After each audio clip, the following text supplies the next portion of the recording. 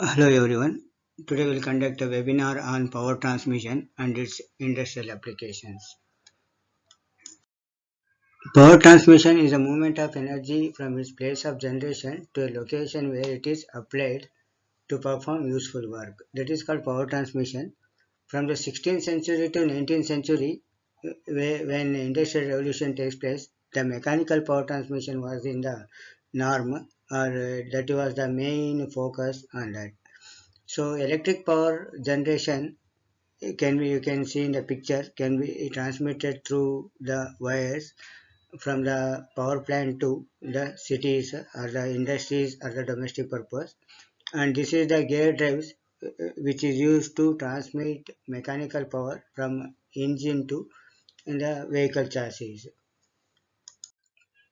So here another picture you can see. So this is a hydroelectric power plant where power is generated, electrical power is generated through the transformer. It may be step down or step up. So normally step down transformer, the electricity will be transmitted through the towers, and that will be used to industrial purpose or commercial use or home use. And this is the engine where mechanical power will be transmitted from the engine to the rear wheel through the differential gear mechanism. Okay, so in a engine, a heat energy will be converted into mechanical energy, and here there will be gear mechanism. With the help of gear mechanism, the uh, mechanical energy will be transmitted to the chassis. So power transmission devices. So we have belt drives, rope drives, chain drive, and gear drives.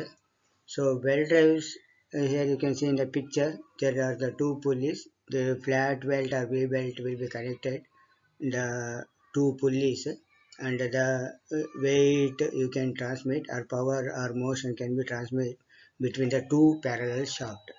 So this is the gear mechanism. Gear mechanism is a toothed wheel, preferably when the center distance is nearby or close by. So there you can use the power. You can transmit the power.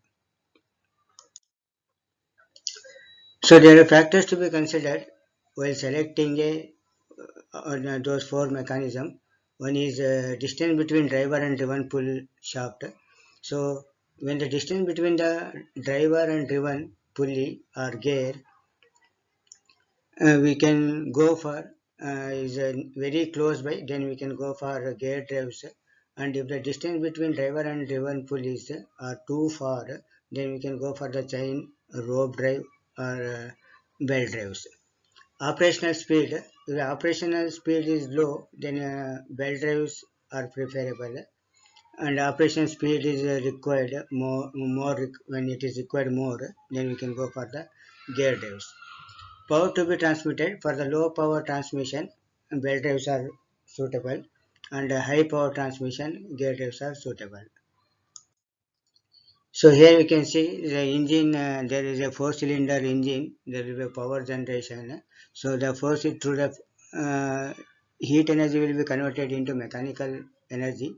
That mechanical energy, with the help of clutch box and power transmission mechanism, that is gear, combination of gears, we can the power has to be transmitted to the rear wheels. Now gear drive. So there are the different types of the gears. So first one is the spur gear. In the spur gear, the straight cut gear teeth are cutted on a periphery of the circular disc, and the teeth will be parallel to the axis of the shaft. So this is the example for helical gear. Helical gears are one type of cylindrical gears with a slanted tooth trace, or the teeth are cut inclined or in a curved surface. Okay. And rack and pinion. So one rack, this is the rack and pinion mechanism. So where the axis of the two shafts are not parallel, there you can use, and to convert circular motion into rectilinear motion, we can use a rack and pinion. Rack is a gear, or we can call it as a circular disc with infinite radii. Then bevel gears. So bevel gears are used when axes of the two shafts are driver and driven are perpendicular to each other and intersecting. A worm and worm wheel is a gear arrangement where worm meshes with a worm gear. The two elements are also called as the worm screw and worm wheel. So here when you need to transmit high power and non-parallel and non-intersecting arrangement, at that time we can go for worm and worm wheel. So gear trains. So normally to transmit high power or to vary the speed in a larger scale, we can go for the gear trains. Gear trains are the a serial arrangement of the number of gears arrangement in a series or parallel. Okay, so the simple gear train where a single toothed wheel or gear is mounted on a single shaft. That is called a simple gear train. So here you can see the two gear arrangement, three gear arrangement and four gear arrangement. So here this is the driver and this is the driven. So driver and driven pulley is or gear rotates in opposite direction. So in the three gear arrangement, so driver and driven gear it rotates in same direction. So when you want to rotate the driven pulley in the same direction of the driver pulley, then we can go for the even number of in the opposite direction in the even number of gear arrangement we go. So if you want to rotate in opposite direction, if you want to rotate in the same direction, then we use the odd number of the gears. Compound gear train where on a single shaft or this is called a intermediate gear. So these are the intermediate gear. On a intermediate shaft, two gears are placed or mounted. That is called compound gear train. In a less space and the shorter center distance between the two driver and driven pulley is short, then we can and you want to vary the or you want to get the velocity ratio is large. At that time we can go for the compound gear train. Okay, this is the driver pulley and this is the driven pulley. So A and B two gears are the compound gears. Is also called as the intermediate gears. So velocity ratio, the formula for the velocity ratio is the speed of the driven gear divided by speed of the driver gear. So it is the velocity ratio is a speed ratio or ratio of the driver gear to the speed of the driver gear. So here we have derived the expression. So in assume there are four gears in a simple gear train. So first two gears, so this is the velocity ratio for that. So the first gear will become a driver, second gear will become the driven. So N2 by N1 is equal to T1 by T2. So where T1 is the number of teeth on the driver gear, T2 is the number of teeth on the driven gear. So when you consider gear number 2 and 3, then gear number 2 will become the driver gear, gear number 3 will become the driven gear. So the expression will get this one. Then for the gear 3 and 4, so gear 3 will become the driven gear 4 will become the driver, gear 4 will become the driven gear 3 will become the driver gear. So N4 by N3 is equal to T3 by T4. So when you multiply, so equation number 1, 2, and 3, so when you multiply this, so you get the final expression as N4 by N1 is equal to T1 by T4. So here one example, a simple gear train consists of a 4 gears having a 30, 40, 50 and 60 teeth respectively. Determine the speed and direction of rotation of the last gear if the first gear makes 600 rpm in clockwise direction. So the general expression for the velocity ratio is the speed of the last gear, normally that is the driven gear, divided by speed of the first gear. So normally that is the driver gear is equal to number of teeth on the first gear divided by number of teeth on the last gear. So here first gear we'll consider as a, say, gear number 1, that is teeth are 30. So first gear 30, so last gear is 60, and speed of the first gear makes 600 rpm, so n1 is equal to 600. When you substitute, and you will get the speed for the last gear is 300 rpm. Okay, when we have the 2 gear, 4 gears or 6 gears, like even number of gears, the direction of rotation of the driver gear is rotates in opposite direction of the rotation of the last gear. So first and last gear will rotate in opposite direction.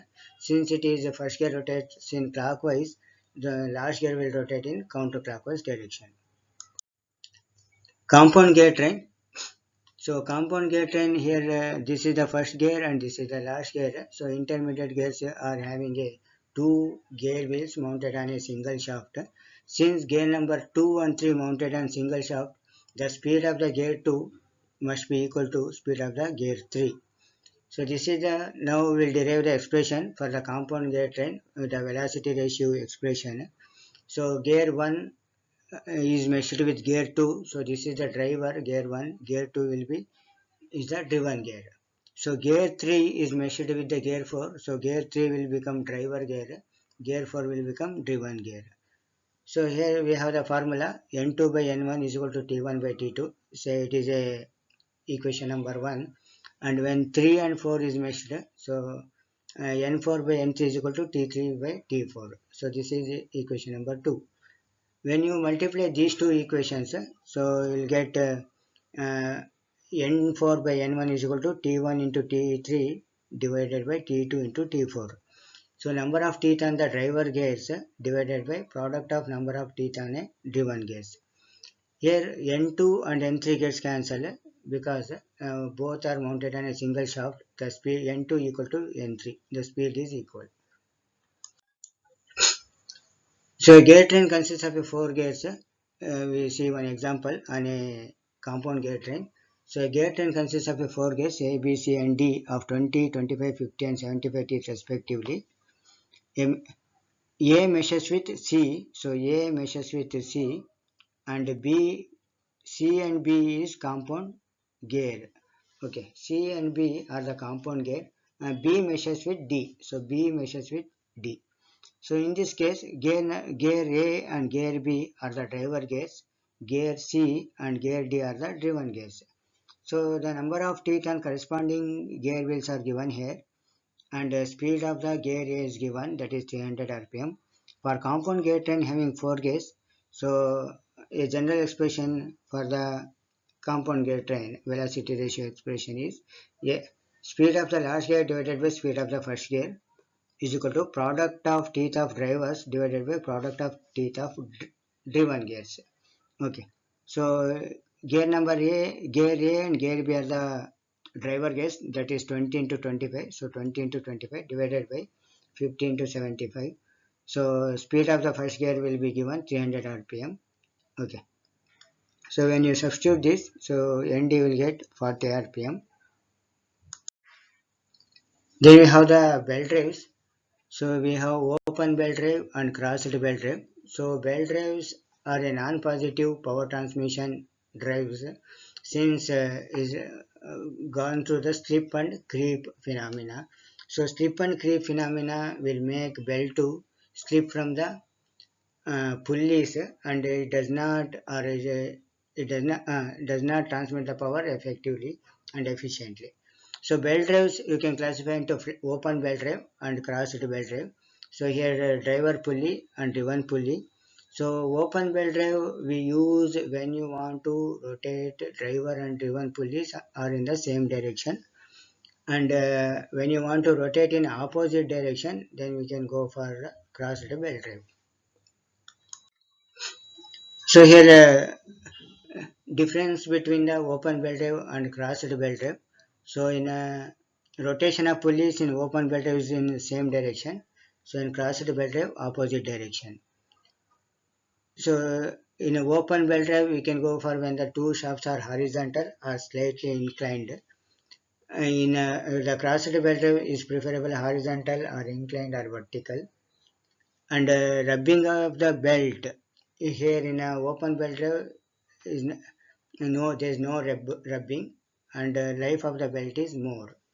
So in crossed belt drive, the rubbing part, there is a when intersection of the belt or when it crosses the belt, so there is a rubbing point, the life of the belt reduces. Compared to crossed belt drive, we need belt length is less in open belt drive, and angle of contact. So here depends on the diameter of the pulleys. Angle of contact varies. Here it does not vary. It remains same. So belt materials. So we have the rubber, leather, canvas, cotton, balata, steel. Okay, and here you can see the belt drives. So this is a driver and the driven. So here at the belt at the tight side means where tension is more. At that place the belt will get stretched, and while releasing from the driver pulley, or we call it as a slack side tension will be slightly lesser than the tight side, and there it will shrink. So here, if the tight side tension is equal to slack side tension, then the pulley or the belt drives does not work, because when it is equal, that's why we keep the tight side tension will be slightly larger than slack side tension, and due to alternative stretching and contrasting takes place, and the belt will loses its elastic nature, so over a time, so it cannot transmit the power properly. So normally here you can see this is the engine. So for the engine shaft there is a prime mover, we call it as a driver shaft, and here this is the application or machine, so which is used to lift the weights, so that is a driven wheel. So slip is when the pulley is rotating, the belt will sometimes stick to the pulley, and it does not rotate in the same speed of the pulley. So that phenomena is called as a slip. Creep is due to alternative stretching and contrasting or shrinking of the belt. And the belt will loses the elastic nature and the tension. So that is called creep. So velocity ratio is a ratio of speed of the driven pulley to speed of the driver pulley. So you can take it as the speed of the driver pulley to speed of the driven pulley also. It's the ratio of the speed of the driver pulley to speed of the driven pulley also. Okay. So we have the formula velocity ratio is equal to n2 by n1, or you can take it as a n1 by n2 also. Okay, where D1 and D2 is the diameter of the driver pulley and driven pulley respectively. So here we have an example. A turbine runs a generator at 1200 rpm. So generator speed is 1200 rpm. That is a driven pulley. The diameter of the turbine pulley and generator pulley are 1.2 meter and 0.4 meter respectively. Okay. So generator pulley, that is a 0.4 meter respectively, 0.4 meter. So that is a driven pulley, and diameter of the turbine pulley is 1.2 meter. That is a driver pulley. We have the formula. So N2 by N1 is equal to D1 by D2. Okay. So N1 we need to calculate the speed of the turbine, and we know all other three parameters. So when you substitute to this relation, you get the 400 rpm. If you want to find out the velocity ratio, you can take it as a N1 by N2 or N2 by N1. So we'll get the velocity ratio. The V belts. So you can use based on the cross section, you can classify into flat belt and V belt. So flat belts where cross section is a square or rectangle. In V belt, the cross section of the belt will be trapezoidal in shape.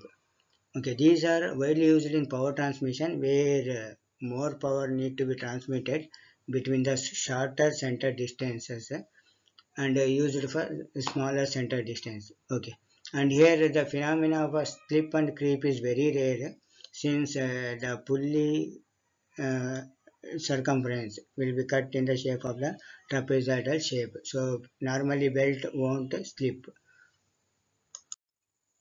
Advantages of V-belt: they are simple and economical and suitable for the smaller distances, less slipping of the belt, high power transmission can be done.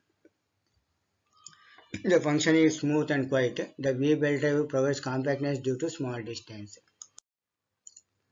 Then rope drives. So rope drives we can use it in industries or in our day-to-day life where you are while lifting the water from the well. So you can classify into fiber ropes and wire ropes. Advantages of rope drive. So it's suitable for longer distances. Here in the pictures you can see the applications where it is used the crane for the construction purposes or in mechanical industries to carry heavy weight and to move from one place to other place. More stronger compared to belt drive and is having more efficiency. Then chain drive. Normally we have seen the chain drives are in our bicycles and motorcycles. Here in the place of pulley we will have a sprocket that is having a smaller teeth on a periphery and we can see this chain. Okay, so it is compared to belt drives you can use it for to transmit high powers and the chain drive consists of an endless chain wrapped around two sprockets.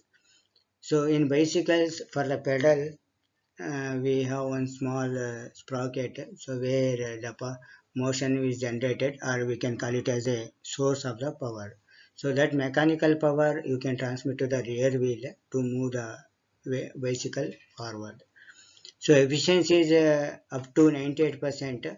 So comparatively to any belt drives it is more and no slip and creep during the power transmission. They can operate it under adverse thermal and atmospheric and wet conditions. So compared to belt drives, for wet conditions also you can use it and they require frequent lubrication. So here we apply grease and normally you can see in bicycles. So grease will apply to reduce the heat or for the easy movement of the uh, chain and to reduce the noise also. And they cannot be used where precise motion is required. Compared to gear drive, so chain drives we cannot use for the precise movement. Okay, this is the end of the webinar. Thank you for watching. So stay home, stay safe. Thank you.